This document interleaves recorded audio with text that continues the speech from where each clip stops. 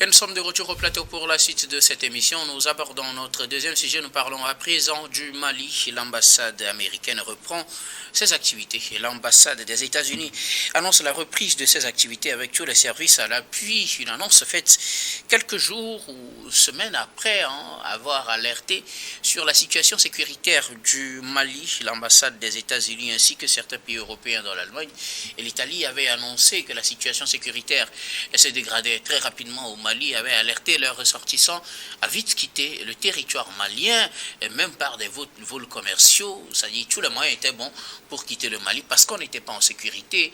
Et voilà, quelques jours après, on nous annonce la reprise des activités de l'ambassade des États-Unis. La France, de son côté, avait annoncé qu'elle ne fermerait pas son ambassade dans ce pays. Que s'est-il passé entre-temps? Est-ce que les terroristes ont replié? Est-ce que les militaires maliens ont repris le contrôle de la situation? Pourquoi on n'informe pas sur peut-être un changement de situation avant d'annoncer la reprise des activités de l'ambassade? Nous nous interrogeons avec nos invités. Je veux bien commencer par vous, Constant Lemou. Vous avez suivi avec nous cette situation au Mali. C'est vrai, selon les informations officielles, il n'y a pas encore de communiqué disant que les terroristes ont replié ou ceux qui voulaient encercler Bamako auraient fait demi-tour. Mais l'ambassade des États-Unis ouvre quand même ses services au public. Eh oui, c'est l'habitude de ceux qui lancent les attaques et ne réussissent pas. En réalité, c'est qu'il est parrain des terroristes. C'est les mêmes qui avaient déjà mis un plan de déstabilisation de Bamako. Que si vous avez suivi les chaînes qui couvrent le terrorisme en Afrique et particulièrement dans le Sahel, vous avez pu comprendre que ces chaînes ont annoncé la chute imminente du pouvoir de Bamako. Donc Bamako tomberait incessamment entre les mains des terroristes. Et ils le disaient avec beaucoup de ferveur, et beaucoup de joie d'ailleurs, parce qu'ils savent bien qui est derrière ces terroristes. Et ces puissances, les États-Unis et les pays de l'Europe occidentale, ne sont pas passés par quatre chemins pour annoncer l'apocalypse à Bamako, donc au Mali. Le Mali tomberait le premier, après suivrait le Burkina et le Niger, parce que le plan de déstabilisation, c'est l'AES qui doit être reconquis par l'impérialiste pour poursuivre ses sales besognes. Et effectivement, nous l'avons tous constaté, sans avoir annoncé la position des terroristes, ces puissances qui avaient annoncé le retrait ou avaient demandé leurs ressortissants de quitter le pays ont plutôt repris les activités sur la pointe des pieds, sans bruit, comme si de rien n'était. C'est véritablement... C'est justement ce qu'on ne comprend pas. Entre-temps, a-t-on manqué un épisode? Est-ce que les militaires maliens ont repris le contrôle de la situation puisqu'ils avaient annoncé qu'ils travaillaient et que la situation devait venir à la normale dans les jours qui suivent? Ou bien est-ce que les terroristes ont décidé de replier? C'est pourquoi les États-Unis se retrouvent en confiance pour reprendre leurs activités à l'ambassade. Que s'est-il passé? En réalité, ces puissances n'ont pas pu mesurer la montée en puissance de l'armée malienne. Malgré que les mercenaires venus des pays autres que les pays habituels, je veux parler des mercenaires venus de la Mauritanie, qui sont renforcés par les mercenaires d'autres pays, qui se sont positionnés le long de la frontière entre le Mali et la Côte d'Ivoire. Malgré ce positionnement et l'alimentation en armement sophistiqué, eh bien, ils n'ont pas pu lancer leur attaque et ont tout simplement replié. Est-ce que c'est un repli tactique ou bien une renonciation? On ne le sait pas. Mais ce qui est sûr, ce plan de déstabilisation pour le moment a échoué parce que le Mali a montré sa force de défense et de riposte en cas d'attaque de cette envergure-là.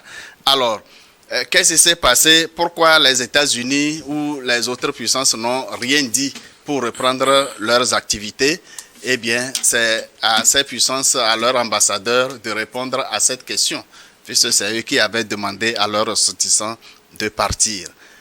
Cela relance l'appel à la vigilance de tous les habitants du Sahel, de tous les habitants de l'Afrique occidentale, qui est la cible des mouvements terroristes soutenus et organisés par les anciens colonisateurs et les multinationales.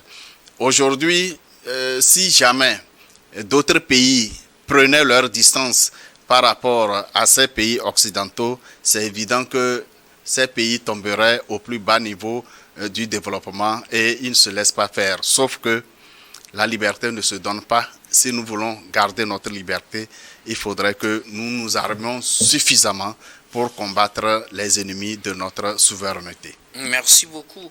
À vous, Constant Lemon. Louis Kamako, l'ambassade des États-Unis à Bamako a annoncé ce jeudi la reprise officielle de ses activités diplomatiques, de l'ensemble d'ailleurs de ses activités sur le sol malien. On se rappelle, il y a de cela 2 semaines, cette même ambassade appelait ses ressortissants, les ressortissants américains. Et je précise que ce n'était pas seulement les États-Unis, mais il y a eu également des pays occidentaux qui ont fait la même chose, qui ont appelé leurs ressortissants à quitter rapidement le Mali, puisqu'on notait une avancée des groupes terroristes avec les attaques par-ci par-là, pas très loin de Bamako. Mais 2 semaines après, on n'annonce pas réellement un changement de la situation, mais les mêmes ambassades, ou du moins c'est l'ambassade des États-Unis, reprend ses services. Que s'est-il passé? Qu'est-ce que vous y comprenez, vous? Non, ce que s'est passé, je crois qu'on n'a pas les éléments matériels pour statuer là-dessus, mais si vous lisez entre les lignes, je crois que M. Lemoy a lâché le mot tout à l'heure, c'est un plan de déstabilisation qui n'a pas réussi, ou bien qui n'est pas allé au bout. Parce que on l'a dit que la guerre contre les terroristes aussi, c'est une guerre de communication. Et c'est pour ça, dans certains pays, vous allez comprendre que les autorités ont opté pour l'omerta. Les autorités ne communiquent pas sur les attaques terroristes. Dans d'autres pays, les gens communiquent. Ils communiquent quand les forces armées, en fait, engrantent des victoires. C'est le cas du Mali. Et donc, à un moment donné, les autres également ont compris qu'il faut une communication du genre. Il faut des éléments, il faut des narratifs qui vont dans le sens du découragement ou bien qui créent la psychose au sein de la population. C'est pour cela, selon moi, à mon avis, qu'à un moment donné, ils se sont juste basés sur ce problème, bien sûr, cette pénurie de carburant pour créer ou bien pour envisager, pour parier sur le chaos malien. Pour juste nous dire qu'au Mali, il y a le chaos qui se profile à l'horizon pour dire que le Mali, c'est l'apocalypse en fait qui ne dit pas son nom, qui pointe son nez. Aujourd'hui, on a vu la capacité de résilience, une fois encore, des autorités maliennes. Parce qu'on a toujours dit sur ce plateau qu'on connaît à peu près la création ou bien on connaît à peu près l'origine en fait du terrorisme. On l'a toujours dit que le terrorisme c'est une création ou bien occidentale. Je ne veux pas juste m'aventurer sur ce terrain. Mais aujourd'hui, on a l'impression qu'on voit des puissances étrangères. Ce que je dis ne se limite pas seulement aux États-Unis. Parce qu'on voit à peu près la réaction de pas mal de pays occidentaux dans cette crise-là. C'est des gens en réalité qui mettent le feu à la maison et interviennent en pompiers pyromanes. C'est de ça qu'il est question aujourd'hui. C'est cette histoire ou bien cette affaire relative en fait aux pénuries de clients n'a été juste qu'un alibi pour faire croire aux gens que la situation n'est pas aussi reluisante que ça au Mali, parce qu'à un moment donné, on a juste noté les efforts incommensurables qu'abattent en fait les forces armées maliennes sur le terrain avec des victoires qu'elles ne cessent d'engager tout le temps. Donc, quand c'est comme ça, quand il y a ce narratif, quand il y a cette communication-là, ça fait mal en fait à ceux qui alimentent ou bien ceux qui ravitaillent les terroristes. Donc, il va falloir pour eux, ils ont justement trouvé bon de créer de trouver ce plan-là pour justement déstabiliser psychologiquement les uns et les autres. Mais malheureusement pour eux, ça n'a pas marché parce que le Mali tient. Derrière le Mali, c'est toute une machine. Derrière le Mali, c'est toute une puissance. Derrière le Mali, c'est tout un peuple après tout. Donc, je crois qu'une fois encore, ces ennemis, en fait, de la souveraineté ont encore échoué. Et pour moi, c'est encore une victoire d'État pour Assimi Goïta et l'ensemble de son gouvernement. À l'époque, je disais que ces puissances étrangères ou bien ces puissances occidentales gagneraient mieux en confiance en aidant plutôt le Mali à résoudre le problème de terrorisme. Et vous me disiez qu'il ne revient pas à cette puissance-là d'intervenir de temps puisque le Mali n'a pas formulé une aide dans ce sens-là. C'est pour ça que je dis que les choses ne se passent pas comme ça. Nous sommes dans une situation exceptionnelle. Surtout que ces puissances-là, à un moment donné... Mais quoi qu'il en soit, ils ne peuvent pas intervenir sans l'accord du Mali. Ils doivent intervenir. Sans l'accord du Mali, non, mais je vous dis, je ne sais pas si vous avez suivi tout récemment la sortie du président américain Donald Trump, qui menaçait justement les autorités nigérianes. Nigérianes d'intervenir.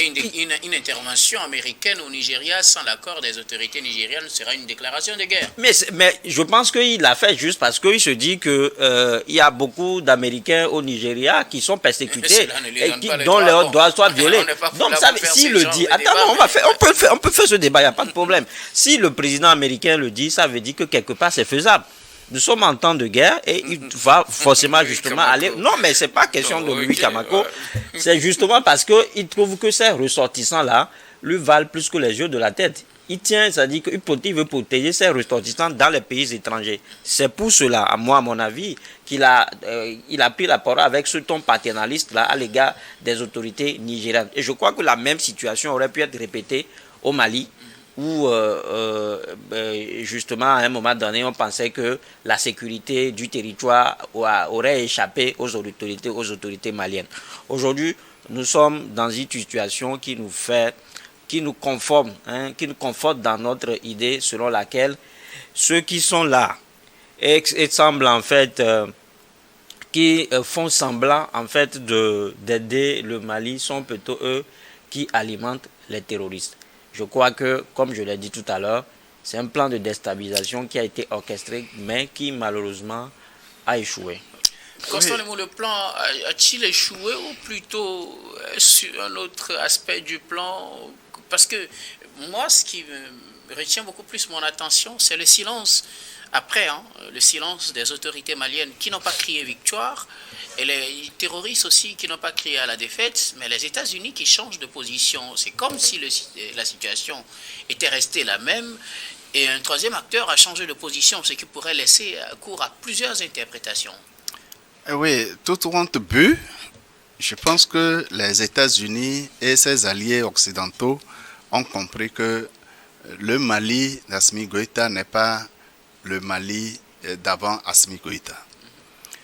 Alors, n'oublions pas, M. Koumako, il y avait toutes ces forces-là au Mali et les terroristes avançaient chaque jour jusqu'à ce que les Maliens, le pouvoir militaire, demande à toutes les forces étrangères de quitter.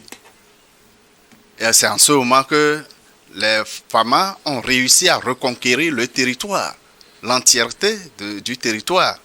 Et finalement, c'est de façon sporadique que les terroristes, avec le soutien des pays vassaux, frappent de temps à autre et replient.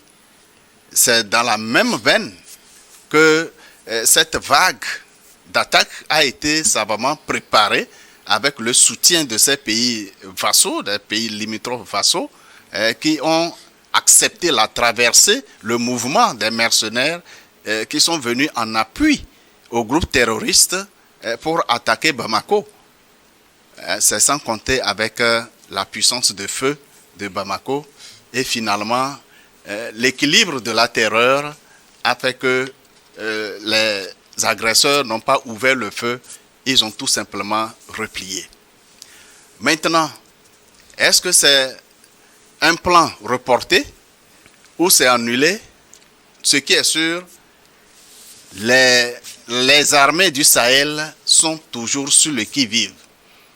Les armées du Sahel sont toujours sur le qui-vive et quiconque, quel que soit le pays limitrophe, qui accepterait une attaque à partir de son sol, va essuyer la puissance de feu des armées du Sahel. Ça, c'est clair.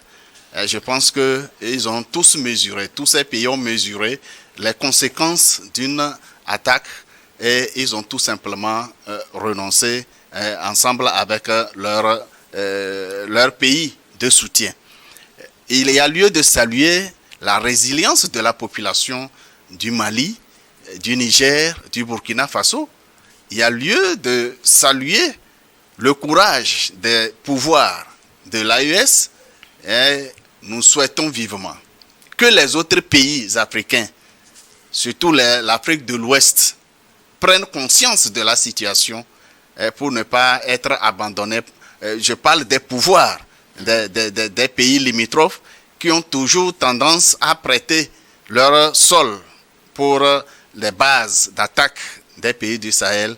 Eh bien, ces pouvoirs seront tout simplement abandonnés par leur population. C'est ce que nous pouvons constater dans les jours à venir, si Dieu le veut bien. Alors, Bamako est-il épargné par la menace terroriste? Bamako n'est pas épargné. Bamako va toujours se préparer à d'éventuelles attaques et les repousser efficacement. Repousser efficacement et tenter d'éliminer le terrorisme, sauf que les pays limitrophes comme l'Algérie et la Mauritanie, se servant de base de ce terrorisme, est soutenu par les puissances qui financent. C'est ce que disent certains pays, mais ces pays ne reconnaissent pas cela. Ils ne peuvent pas reconnaître. Comment vous voulez que le voleur reconnaisse tout de suite qu'il a gardé l'objet perdu? Ce n'est pas possible. En tout cas, nous sommes confiants que bientôt, l'albinos noir dont on a parlé, le capitaine Traoré verra le jour et nous verrons ensemble la suite de ces mouvements terroristes et l'avenir des pays qui soutiennent le terrorisme, qu'ils soient en Afrique ou que ce soit des puissances occidentales. Que Dieu nous prête vie et bonne santé. Eh bien, l'Afrique est partie pour ne jamais retomber. Alors, si le Mali n'est pas encore épargné par la crise terroriste, là, il ne faut pas encore crier victoire suite à cette annonce des États-Unis. Tous les présidents du Sahel, tous les pouvoirs de transition au Sahel ont toujours reconnu et exhorté aussi bien les militaires que les populations civiles que ce combat sera un combat de longue haleine. Ce combat va durer dans le temps, va demander beaucoup d'investissement, beaucoup de courage, beaucoup de résilience. Tant que le terrorisme n'est pas éradiqué sur le continent africain, eh bien, tous les pays qui ont pris sur eux d'être souverains seront toujours tentés pour voir si ils vont tomber ou non entre les mains des terroristes, donc entre les mains des impérialistes. Louis Kamako, en croit Constant Lemou, cette reprise des activités de l'ambassade des États-Unis n'est pas synonyme du retour à la normale de la situation au Mali. Non, mais dit que la situation est... Du moins, avant l'alerte lancée le 28 non, octobre. Bien avant cela, c'est-à-dire qu'à cette période-là, moi je faisais partie de ceux-là qui soutenaient que la situation n'est pas aussi alarmante que ça. Et on ne peut pas juste dire qu'il y a une simple pénurie de carburant et que dans le pays c'est un cataclysme. Non, ce n'est pas ça. Je l'ai démenti aujourd'hui. Et à l'époque, les autorités maliennes n'ont jamais cessé de rassurer la population qu'ils ont, qu'elles ont la situation sous la main. Ils ont le contrôle de la situation. Donc aujourd'hui, cela ne prouve à suffisance qu'on a des autorités qui travaillent et parfois de façon discrète pour permettre en fait aux populations de vaguer librement à leurs occupations. Ça c'est mon analyse de la situation. Sinon, dire aujourd'hui que le terrorisme n'a plus son droit de cité au Mali, je pense que Pas comme ça. Que ce n'est plus alarmant comme ils avaient alerté en fin octobre. Justement, ce n'est plus alarmant, c'est-à-dire que l'État prenne le contrôle de la situation. Est-ce que l'État a pris contrôle de la situation? L'État a pris le contrôle de la situation. Quand on parle de la sécurité en soi, je pense qu'aucun pays n'est à l'abri. Totalement, ça on le sait. Totalement. Donc, c'était pas le Mali ou bien les États du Sahel, on en parle parce que il y a des attaques terroristes là-bas, mais quand vous sortez un peu de là, vous allez dans les autres pays, les attaques du genre sont monnaie courante. C'est juste parce qu'à un moment donné, on a décidé de se focaliser sur les États du Sahel, compte tenu en fait du contexte historique, ou bien du contexte historique ou bien politique, ou bien compte tenu en fait des rapports qu'ils ont eu de par le passé avec les États étrangers ou bien avec les puissances étrangères. Donc aujourd'hui, toute cette mascarade-là, c'est en réalité pour nous dire que le Mali ou bien les États du Sahel ont mal fait d'avoir demandé le départ des troupes occidentales. Moi, je pense que tout se résume à cela. Donc, c'est des gens qui veulent nous faire croire que le Mali, à un moment donné, a fait un mauvais choix. Et en le faisant, ils veulent justement dresser ou bien dresser la population malienne contre les autorités. Heureusement que le message n'est pas passé et à un moment donné, les gens ont compris qu'il va falloir justement faire confiance aux militaires qui sont au pouvoir. Maintenant, dans ce dossier, bien dans cette situation, ce que moi j'apprécie, c'est la sagesse en fait des autorités maliennes qui n'ont pas su répondre par réciprocité. Parce que telle que la situation s'est présentée, ailleurs, les autorités ou bien les dirigeants auraient pu réagir par réciprocité en demandant hélico presto à ces ressortissants étrangers-là de partir. Et ils ne l'ont pas fait. Ils ont gardé leur sang-froid, ils ont pris leur mal en patience, et juste parce qu'ils géraient dans les coulisses ce dossier. Donc aujourd'hui, je pense que c'est un État qui s'est montré encore responsable et qui s'est positionné en fait à polir ses bonnes relations diplomatiques avec tous les pays. Parce qu'avec ça, je pense que c'est une reprise en toute sérénité des relations diplomatiques entre Bamako et Washington. Donc je pense que c'est un dossier qui est derrière, et aujourd'hui ce qu'on peut noter favorablement, c'est que ça donne raison à ceux qui ont déjà vu, ont déjà affirmé au départ que c'était un plan de déstabilisation, et puisque ça n'a pas marché, je crois que les autorités maliennes ne peuvent que s'en réjouir. C'est également une expérience pour eux, c'est également une expérience pour les dirigeants maliens, et qui doivent savoir qu'elles doivent veiller au grain et que l'ennemi ne dort pas, mais à chaque fois il invente des stratégies qui, justement, à mon avis, doivent être contrecarrées. Pour ajouter un peu, je pense que les autorités maliennes devraient prendre une disposition. Demander à tous ceux qui ont quitté à l'occasion de ne plus remettre pied au Mali.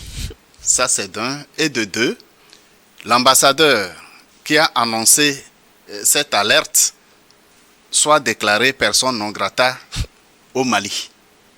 Pourquoi? Parce que c'est son devoir aussi de protéger ses concitoyens. Très bien. Il a participé activement à cette guerre psychologique.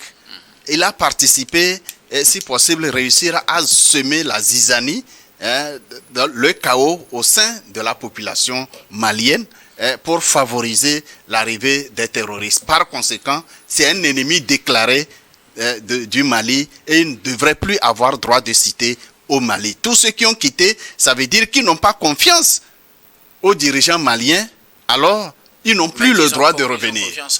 Qu'ils ne reviennent plus au Mali, parce qu'ils sont convaincus que, eh bien, c'est le terrorisme qui viendra chasser le pouvoir malien, et là, ils reviendront en force pour l'exploitation des richesses maliennes. Et les plus récentes découvertes suscitent véritablement de la convoitise et l'aigreur chez les puissances paternalistes, colonialistes, néocolonialistes. Non, moi je pense qu'ils n'ont pas besoin de faire cela, parce que c'est ce qui prouve en fait la grandeur de l'esprit des dirigeants maliens. Aujourd'hui, le monde entier leur donne raison.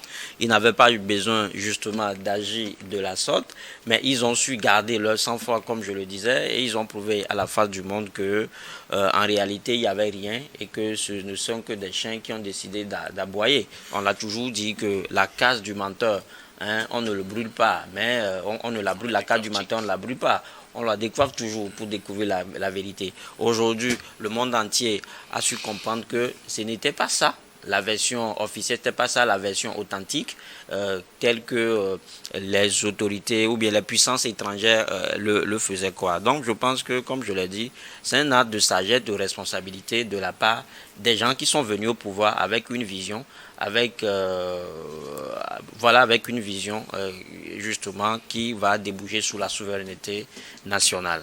Merci beaucoup à vous tous pour vos contributions. Nous allons marquer la pause pour le journal, puis on reviendra tout à l'heure pour la suite de cette émission.